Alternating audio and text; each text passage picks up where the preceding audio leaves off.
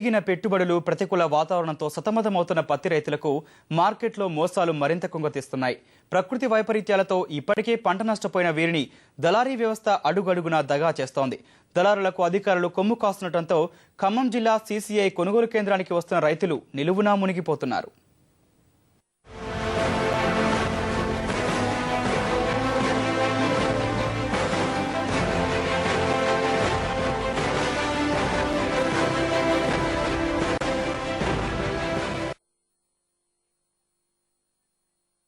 అమ్మబోతే అడివి, కొనబోతే కురివిగా తయారైంది పత్తి రైతుల పరిస్థితి.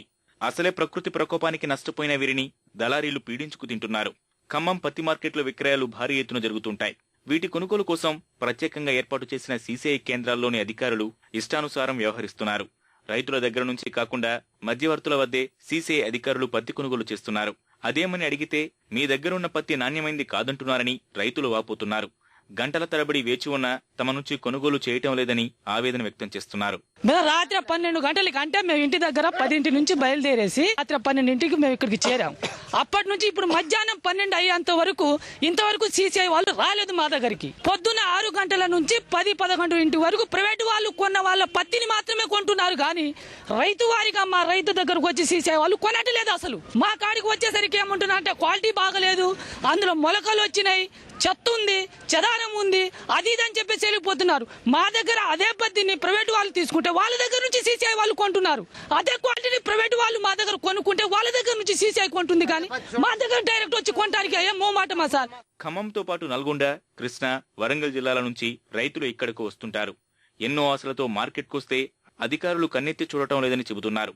రైతుల వద్ద 3,000కి కొనుగోలు చేస్తున్న దళారులు అదే పత్తిని 3,600 నుంచి 3,900 వరకు అమ్ముతున్నట్లు చెబుతున్నారు. వాళ్ళనేదో పట్టుకొని వాళ్ళ సాగుకారులే కొనుక్కుంటున్నారు.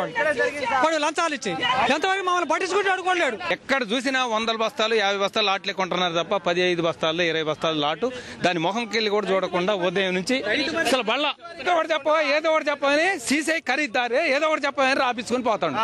అధికారులు మాత్రం నిబంధనల ప్రకారమే కొనుగోలు చేస్తున్నామని చెబుతున్నారు.